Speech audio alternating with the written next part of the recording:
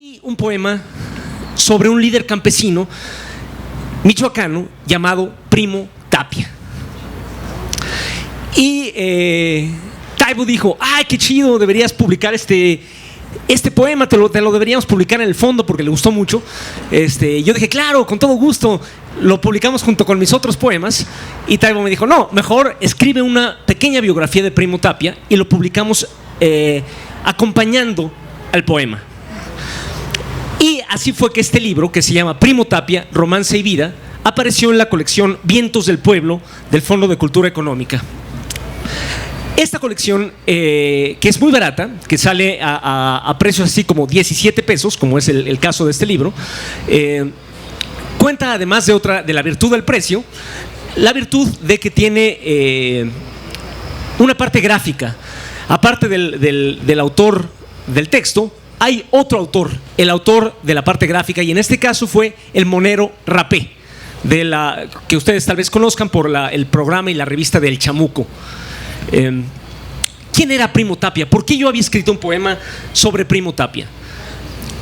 Primo Tapia fue un hombre que nació a finales del siglo XIX en un pueblo purépecha de Michoacán que se llama Naranja. Se llamaba Naranja, hoy se llama Naranja de Tapia. Y su vida, a mí me parecía, está llena de lecciones, de elementos para medir, que vale la pena para nosotros reflexionar políticamente, y también de inspiración. Esas dos cosas tiene para mí la vida de Primo Tapia, que me llevaron a escribir este libro.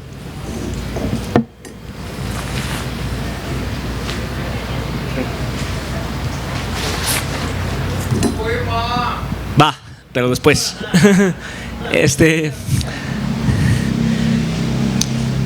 Primo nació en una comunidad que hablaba purépecha. Esa etnia, ese idioma que le da a la toponimia de Michoacán esos nombres tan hermosos, esdrújulos, ¿no? Como Erongarícuaro, Parangoricotirimícuaro, Querétaro, que no está en Michoacán, pero es otro nombre purépecha.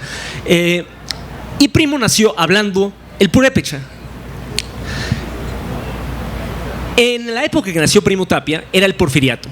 Y Porfirio Díaz, el gobierno de Porfirio Díaz, con la intención de... Dejen ver si cambio de micrófono porque está un poco mejor Porfirio Díaz, digamos, con la intención supuestamente de modernizar la región de Zacapu. Zacapu es la ciudad que está cerca de Naranjas, y quien conozca Michoacán, digamos que privatizó o le vendió la ciénaga, la laguna de Zacapu, a dos hermanos españoles, los Noriega, para que desecaran la ciénaga con la mejor tecnología de esa época, de principios de los primeros años del siglo XX, y establecieron una hacienda maicera. Los Noriega establecieron ahí su hacienda, y como eran del norte de España, le pusieron a la hacienda Cantabria, como para decir que iban a poner una isla de civilización española en medio de lo que ellos veían como la barbarie indígena mexicana. Y al desecar la ciénaga, le quitaron a la población de los pueblos que rodean la laguna su modo de vida.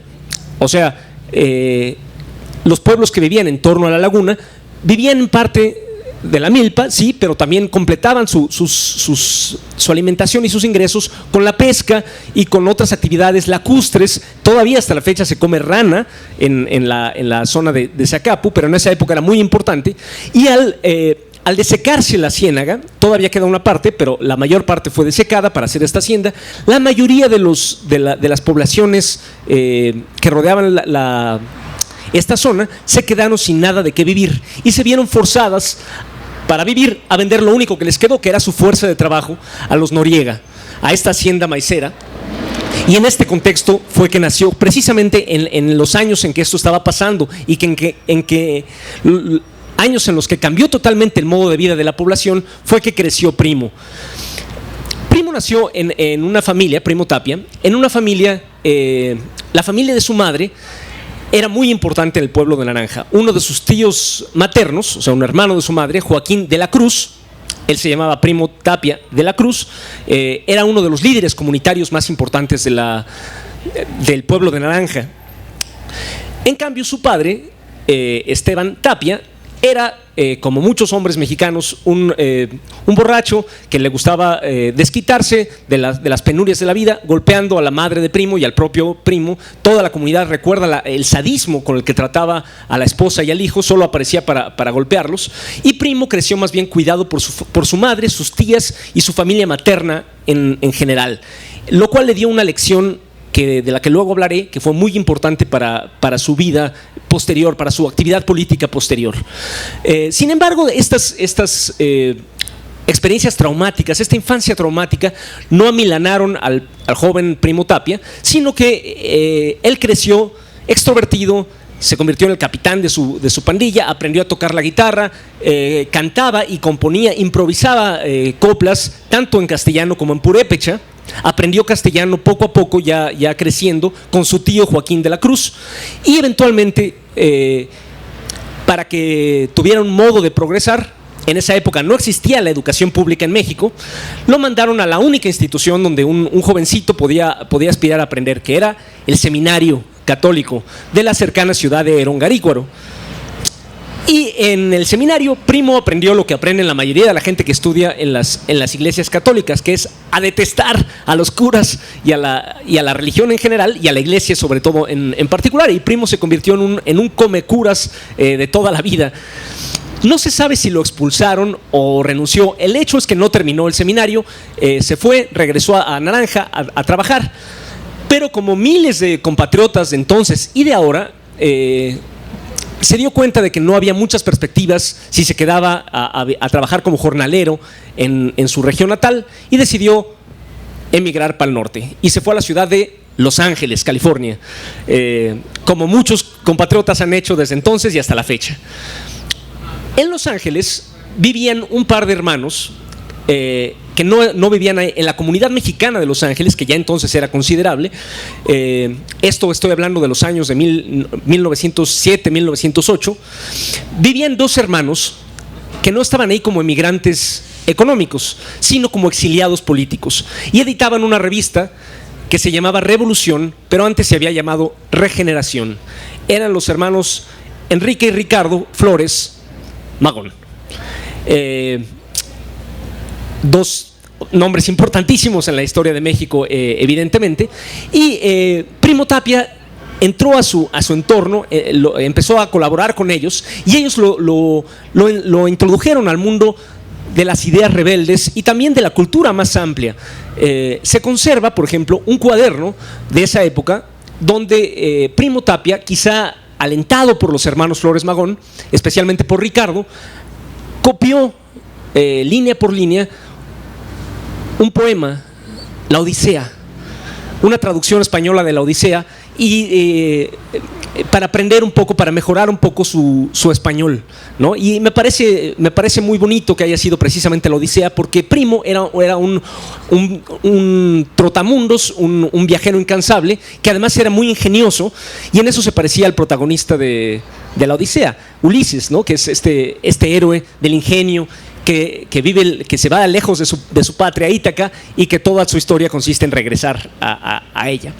Los Flores Magón también lo pusieron en contacto a Primo Tapia con una organización que podríamos llamar sindicalista revolucionaria, que existía en Estados Unidos, que se llamaba Los Obreros Industriales del Mundo, o IWW por sus siglas en inglés, los Wobblies, como les decían también. Y se decían los obreros industriales del mundo, aunque estaban solo en Estados Unidos, porque organizaban sobre todo a la clase trabajadora de Estados Unidos, que estaba compuesta de migrantes. ¿Migrantes de dónde?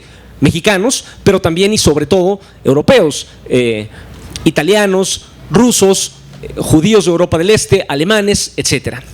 Y este chico, Primo Tapia, que había nacido hablando purépecha y muy joven había aprendido español, un idioma tan distinto del purépecha, y después había aprendido latín en el seminario y un poco de francés, se había vuelto muy dúctil, se había vuelto muy bueno para los idiomas. Entonces, organizando obreros con los IWW, se le pegó un poco de alemán, italiano, ruso, y además los IWW tenían una táctica de organizar a los trabajadores para la acción directa, o sea, no para cambiar para llegar a los parlamentos o a los gobiernos, sino para directamente enfrentarse a los patrones y al gobierno y lograr así mejores condiciones de trabajo. Pero para hacer conciencia, para hacer organización entre los trabajadores, los Wobblies, los miembros del IWW, recurrían mucho a la canción. Usaban melodías conocidas, por ejemplo, de las iglesias, y le cambiaban la letra para dedicarlas contra los patrones o para llamar a la solidaridad de clase de los trabajadores.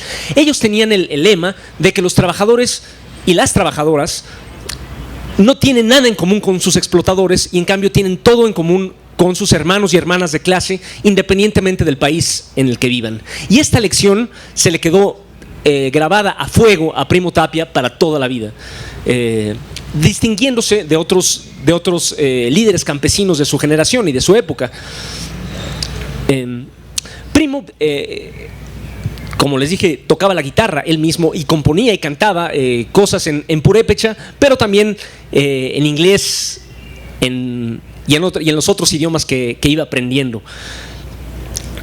Pero los IWW no eran, digamos, agitadores de café, sino que trabajaban directamente al lado de los obreros y para eso tenían que trabajar. Y Primo Tapia era uno de los que trabajó. Eran organizadores itinerantes sin domicilio fijo que iban de ciudad en ciudad aceptando trabajos temporales, a veces muy precarios, para trabajar al lado de los demás asalariados. Y Primo trabajó en distintas trabajos, en la pizca de algodón, en construcciones mineras, en tendido de ferrocarriles, y era una situación peligrosa por varios lados. A los Wobblies, a los IWW, los perseguían y los mataban con bastante frecuencia. Por ejemplo, al mayor poeta, al que hacía las letras, a uno de los que mejores letras hacía para las canciones, que se llamaba Joe Hill, lo mataron, lo arrestaron y lo condenaron a muerte en 1917. Creo que en Montana, si no me equivoco, y lo fusilaron. A muchos más héroes de la IWW fueron asesinados en esa época. Era un oficio bastante peligroso, pero también el trabajo mismo era peligroso. Primo sufrió un accidente de trabajo trabajando en una mina en esa época. Y aquí, en las cartas que le escribía a su madre, me encontré con una característica muy mexicana de él, que era su actitud ante la muerte.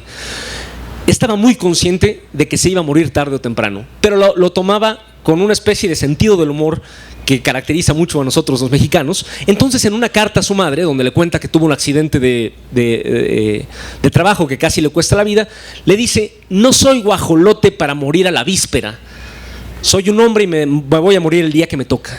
No soy guajolote para morir a la víspera, ¿no? Porque en su pueblo, en Naranja, como en todos los pueblos de esa época y hasta la fecha, se mata el guajolote la víspera, el día anterior de la fiesta, como se decía entonces. Y me parece una frase muy bella de Primo. Llegó el año de 1917. Estados Unidos entró a la Primera Guerra Mundial, pero en el otro lado del mundo, en Rusia, tuvo lugar una revolución en cierto modo parecida a la mexicana, pero que dio resultados totalmente diferentes. Allá los y las trabajadoras se organizaron para formar un tipo de democracia diferente a la democracia de los países capitalistas, ¿no? No una democracia en la que sencillamente uno elige cada ciudadano elige a quien lo va a gobernar una vez cada 3 o cada 6 años, sino una democracia en la que los trabajadores y las trabajadoras se mantenían organizados en consejos de diputados, obreros y soldados, y esos consejos permanentes gobernaban directamente. Era pues la dictadura del proletariado, de los trabajadores, el resultado de la Revolución Rusa, sobre todo de octubre de 1917. Llamada la Revolución de Octubre, en realidad eso es porque el calendario ruso estaba retrasado 13 días, pero ocurrió el 7 de noviembre de 1917. Y toda la izquierda del mundo, todo el movimiento social del mundo, tuvo que discutir qué era eso que había pasado allá, y el movimiento revolucionario discutió las distintas opiniones que eso les producía. Y en Estados Unidos los Wobblies, los IWW, se polarizaron. Los más puramente anarquistas dijeron: bueno, está muy bien que hayan derrocado el capitalismo, todo eso está padre, pero nosotros no queremos tener que ver con ningún tipo de gobierno, ni siquiera un gobierno de los trabajadores. Y en cambio, otra ala entre ellos Primo Tapia, dijeron: no, pues eso es exactamente lo que nosotros queríamos, el poder de los trabajadores y las trabajadoras, y se volvieron admiradores de la Revolución Rusa. Pero desde luego estas ideas no le sentaron bien a las autoridades estadounidenses, y en 1919 se desató una terrible persecución de todas las corrientes izquierdistas, llámense anarquistas, sindicalistas revolucionarios o comunistas o socialistas, y sobre todo los extranjeros fueron en grandes números arrestados y en muchos casos deportados. Otros fueron simplemente encarcelados. Por ejemplo, Ricardo Flores Magón fue arrestado y ya nunca volvió a salir libre. Murió en la cárcel de Leavenworth en Estados Unidos. El gran precursor de la Revolución Mexicana, el primer político de la clase obrera mexicana, Ricardo Flores Magón, murió preso en Estados Unidos. El tutor de Primo Tapia murió preso en Estados Unidos en esa época. Pero Primo tuvo suerte, a él no fue arrestado, pero sí decidió pelarse, regresarse a México y regresar a su Itacá natal, a Naranja, a su región natal. 1919, Primo Tapia regresa a Naranja y se encuentra que en el ínterin, justamente en la época en que él había estado en Estados Unidos, en México ocurrió ¿qué cosa? La Revolución Mexicana, nada menos, cuyo resultado fue una constitución que sonaba a toda madre, sonaba excelente, sobre todo en la cuestión agraria. La tierra, decía la Constitución, dice en su artículo 27, es de todos los mexicanos, y además hay un artículo 123 que dice que todos los trabajadores tienen derechos estupendos, a un salario mínimo, a una jornada máxima, y muchas cosas maravillosas. Pero Primo en Naranja se dio cuenta de que nada de esto se aplicaba, que todas las condiciones seguían siendo exactamente las mismas que habían sido cuando él se fue, que los Noriega seguían siendo los dueños de la hacienda de Cantabria y los campesinos seguían trabajando como jornaleros, como peones asalariados directamente para ellos, sin ninguna perspectiva de futuro, tal como eran las cosas cuando él se había ido. Entonces decidió Primo usar lo aprendido en su estancia en Estados Unidos para organizar a su gente, para organizar a los indígenas de Naranja. Una de las cosas que Primo aplicó y lo hizo único entre los líderes campesinos de esa época es que, quizá debido a su propia experiencia familiar, el corazón, el centro, la cabeza verdadera de un pueblo son las mujeres. Y el modo en que se organizó la Revolución Mexicana hizo que las mujeres en efecto participaran y dieran su sangre y sus sacrificios en enormes medidas. Pero el hecho de que fuera una revolución militar en una sociedad tan machista hizo que en la Revolución Mexicana, como ustedes saben, las mujeres no fueran reconocidas en absoluto como sujetos del pueblo, como parte del pueblo. Por ejemplo, en la Convención Revolucionaria de 1914 no tuvo una sola mujer entre sus diputados, porque era una convención militar donde solo los generales participaban, entonces no tuvo una sola mujer. A finales de 1916 se hizo la convención que iba a ser la Constitución. Se juntaron, ahora sí de manera electa, los diputados que iban a darnos la Constitución. ¿Cuántas mujeres hubo? Ninguna, ni una sola. La Revolución Mexicana, a diferencia de la Revolución Rusa, no le reconoció a las mujeres ninguna participación. Pero Primo, que tenía una experiencia internacional y quizá había aprendido a ver su propia sociedad un poco desde fuera, se dio cuenta de que esto era una estupidez, que estaba desperdiciándose el mayor potencial revolucionario de su pueblo.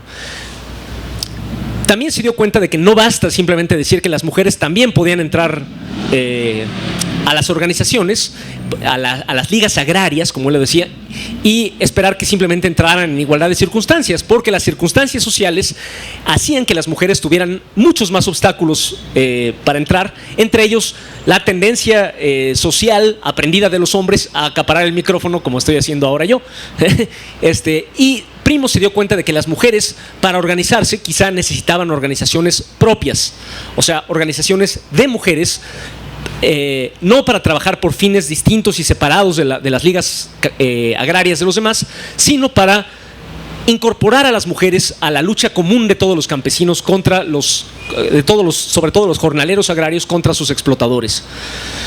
Otra cosa que se dio cuenta Primo, él que había trabajado con alemanes, rusos, judíos, italianos, estadounidenses, se dio cuenta de que en los pueblos que rodeaban la región de Zacapu, el propio Zacapu, Naranja, Tiríndaro y Terejero, cada pueblo se organizaba a sí mismo y odiaba a los demás pueblos. Eran como los Montesco y los Capuleto. Generaciones de rivalidades y odios hacía que era inconcebible para los de Naranja juntarse con los de Tiríndaro. ¿A quién se le ocurre? Por favor, ellos son el enemigo de mis tatarabuelos.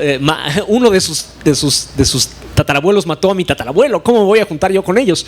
Y sin embargo, Primo logró milagrosamente que los tres pueblos de la Ciénaga colaboraran y fundaran juntos una sola Liga de Comunidades Agrarias.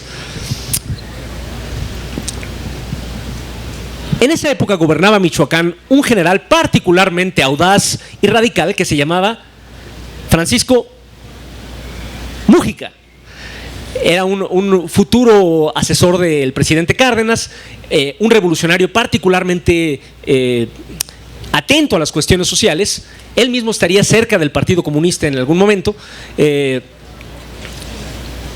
Y él se dio, cuando supo que Primo Tapia estaba haciendo trabajo organizativo en la zona de Zacapu, y cuando supo que los Noriega estaban organizando la persecución de Primo, desde luego los agentes armados de las haciendas perseguían a Primo todo el tiempo, y en una ocasión lo secuestraron y lo obligaron a abandonar el pueblo. El gobernador Múgica le dijo: vente a Morelia, vente a la capital del estado y aquí te doy chamba, aquí vas a poder trabajar en el rastro de la ciudad mientras sigues realizando tu trabajo organizativo, porque Múgica, como haría después Cárdenas a nivel nacional, Múgica se dio cuenta de que podía gobernar apoyándose en la organización popular. Pero Múgica era demasiado polémico para los estándares de esa época, y el presidente de entonces, que era Álvaro Obregón, no quiso seguir que Múgica siguiera en el poder de Michoacán, y era una época en que la democracia estaba tan subdesarrollada en México que bastaba la decisión del presidente aquí en la Ciudad de México para que un gobernador de cualquier parte de la República tuviera que renunciar, tuviera que dejar el cargo. Así que, presionado por Álvaro Obregón, Múgica tuvo que renunciar en 1921 y lo sucedió en el cargo de gobernador de Michoacán un tipo llamado Sirdonio Sánchez Pineda, que la historia pues creo que no recuerda mayormente. Y no lo recuerda mayormente porque era un político capitalista normal, hostil al movimiento campesino, hostil al movimiento obrero, y esto generó también unas condiciones en las que se acabó de formar la conciencia política de Primo Tapia. Para esto se había fundado en la Ciudad de México, en noviembre de 1919, el Partido Comunista Mexicano, que pretendía ser la encarnación en este país de las ideas de la Tercera Internacional o la Internacional Comunista, las ideas de que los trabajadores y las trabajadoras necesitamos un partido propio y una política propia, distinta y opuesta a la política de los capitalistas, que es la política del Estado. Con estas ideas se había fundado el Partido Comunista, y en Morelia un grupo de jóvenes se había organizado como una juventud comunista y estaba pidiendo su ingreso al partido. Aunque Primo no era ningún joven ya, se unió a estos jóvenes de la Juventud Comunista de Morelia y también se acercó a las proximidades del Partido Comunista Mexicano. El Partido Comunista Mexicano también atrajo a otros líderes campesinos de otras partes de México. Quizá el más notable, el más conocido, fue Úrsulo Galván, en Veracruz, que desarrolló, digamos, en la misma época que Primo, una labor muy parecida, organizando también a los campesinos y a los jornaleros en ligas de comunidades agrarias, comunidades y sindicatos agrarios, para luchar por la tierra. Pero hay algunas diferencias. Úrsulo Galván, allá en Veracruz, tenía que vérselas con un gobierno o con una serie de gobiernos como el de Adalberto Tejeda, que eran muy progresistas, y como había sido el de Múgica en Michoacán, muy amigos personalmente de Úrsulo Galván y políticamente muy amigos del movimiento campesino. En cambio, Primo Tapia en Michoacán tuvo que organizarse a contrapelo del gobierno, y eso lo llevó a tener una mentalidad mucho más independiente, a aprender a no fiarse nunca de los políticos, sino construir un partido, construir el partido y la Liga de Comunidades Agrarias independientemente de los políticos. Esto no quiero entrar demasiado en detalles, pero haría que Primo tuviera muchas diferencias con otros militantes, incluso del propio Partido Comunista, a la hora de decidir si su Liga de Comunidades Agrarias se iba o no a afiliar a la CROM, que era como se llamaba la gran central obrera de esa época, que era totalmente aliada al gobierno.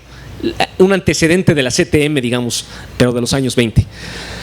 Primo siempre se opuso a estas cosas. En una ocasión, en 1924, hubo un intento de golpe de Estado. Un general llamado Adolfo de la Huerta, no se confundan con Victoriano Huerta, este era un general revolucionario llamado Adolfo de la Huerta, amigo de Obregón y de Calles. Al enterarse de que Obregón había designado sucesor a Calles, se enojó, dijo, me tocaba a mí, y se levantó en armas para dar un golpe de Estado y llegar a la presidencia. El Partido Comunista estaba muy desorientado en este momento, no supo qué hacer, hasta el último momento estuvo dividido y no logró mandar instrucciones a sus locales. ¡Qué pasión!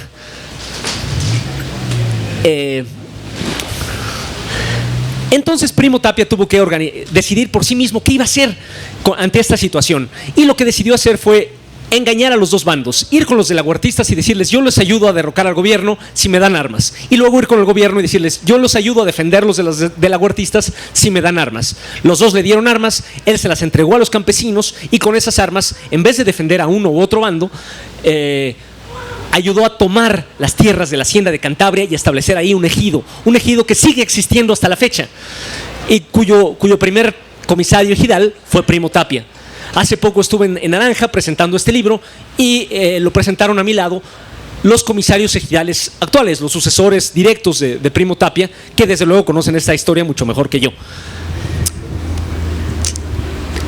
Pero un resultado de esto fue que el general, el entonces secretario de Gobernación de Obregón, que era Plutarco Elías Calles, y su sucesor designado, se la juró. Decidió que Primo Tapia era un traidor en el que no se le podía confiar y un mero bandido, y decidió que no descansaría hasta verlo muerto. Al mismo tiempo, el Partido Comunista, fíjense ustedes, tomó la decisión, contraviniendo un poco los principios por los que había sido fundados, de tener una política de los trabajadores propia, independiente y opuesta de la política oficial. Decidió apoyar electoralmente al candidato oficial, que era precisamente Plutarco Elías Calles. No fue el Partido Comunista el único, la mayoría de las organizaciones de izquierda y populares apoyaron a Calles. Por ejemplo, en Yucatán, Carrillo Puerto, ¿no? Fue otro el Partido Socialista Yucateco de Carrillo, o del sureste, mejor dicho, de Carrillo Puerto, fue otra de las organizaciones que apoyó a Calles para llegar al poder. Quiero decir de Carrillo Puerto un detalle, que es famoso por dos cosas, justificadamente famoso, justificadamente reconocido. Uno es que hacía propaganda en lengua maya, no solo en castellano. A diferencia de todos los demás políticos, incluso los zapatistas de Morelos, que hacían propaganda en castellano nada más, y creían que alfabetizar y llevar educación significaba castellanizar, significaba enseñar el castellano. Entonces a ninguno se le ocurrió publicar textos en las lenguas indígenas mexicanas, excepto en Yucatán a Carrillo Puerto, y en Michoacán a Primo Tapia, aunque Primo no tenía recursos para publicar nada y simplemente hacía propaganda verbal tanto en castellano como en purépecha. Y la otra cuestión es la cuestión de la mujer. Carrillo Puerto es reconocido, junto con su hermana Elvia Carrillo Puerto, por haber incorporado a las mujeres de manera muy prominente a su política socialista. Primo Tapia hizo lo mismo, organizó ligas femeninas para apoyar a su líder agraria. Cuando estuve en Naranja el mes pasado, varios compañeros, incluido por ejemplo el secretario general de la sección 9 del CENTE, de la CENTE, me decían, mi abuelita estuvo en las ligas femeninas. Curiosamente nadie se acordaba de si su abuelo había estado en las ligas agrarias en general, pero todos, más de uno, me dijeron, mi abuela estuvo en las ligas femeninas de Primo Tapia, con mucha emoción, y la verdad yo también me emocioné mucho. La diferencia es que Carrillo Puerto apoyaba totalmente a la política de Calles. Él fue derrotado por los alzados delahuertistas y fusilado por los delahuertistas, y posteriormente se convirtió en un mártir de la historia oficial mexicana. O sea, Calles lo reconoció como un héroe del socialismo, y en cambio a Primo lo veía como un bandido y como un desgraciado radical anarquista. Con el apoyo del Partido Comunista y casi todo el movimiento social, Calles llegó a la presidencia, y en la presidencia rápidamente intentó cumplir su llevar a cabo su venganza contra Primo Tapia. Digo, claro, seguramente no era una de sus prioridades, no estoy diciendo semejante cosa, pero odiaba a Primo Tapia y quería verlo muerto. Entonces el ejército empezó a hacer incursiones a los lugares donde los ejidos estaban armados, entre ellos a la zona de Zacapu, o sea, y al pueblo de Nananja en particular, e intentó arrestar a Primo Tapia. La primera vez, Primo Tapia sencillamente se enteró de que venían por él porque tenía amigos en todos lados y amigas, sobre todo, porque era bastante mujeriego, hay que decirlo. Se enteró de que los soldados venían por él y se peló, se fue de Naranja. Pero los soldados, al no encontrarlo, se tomaron represalias contra su gente. Mataron campesinos, violaron mujeres. Y la siguiente vez que fueron por él, Primo dijo: no puede ser que mi gente sea castigada mientras yo me escapo. Y decidió quedarse a esperar a que lo arrestaran. Pero esta segunda vez, como Primo tenía amigos en todos los medios, incluso entre los abogados, sus amigos abogados se enteraron de que había sido arrestado e inmediatamente redactaron un amparo para que lo soltaran. Entonces llegaron con los militares y dijeron: aquí tengo un amparo firmado por un juez y ustedes tienen que dejarlo ir. Pero la tercera, en abril de 1926, con una orden directa del presidente Calles, que es el jefe de las Fuerzas Armadas, el presidente es el jefe de las Fuerzas Armadas de México, con una orden directa del presidente Calles, fueron por Primo Tapia a Naranja. Los abogados presentaron un amparo, pero esta vez los soldados dijeron: me vale porque tengo órdenes superiores y qué amparo ni qué nada. Cuando la gente de Naranja supo que se iban a llevar a Primo, especialmente las mujeres, salieron a la calle y se congregaron para impedir que se lo llevaran. Y Primo tuvo que decirles: no, dejen que me lleven porque si no, aquí se va a hacer una matanza. Y lo dejaron ir. Entonces se lo llevaron al pueblo de Coeneo, que está también cerca de Naranja. Y otra vez ahí, cuando la gente supo que traían detenido a Primo Tapia, la gente se levantó, especialmente las mujeres, aunque no solo, para impedir que se lo llevaran. Y una vez más, la tropa tuvo que contener a la multitud.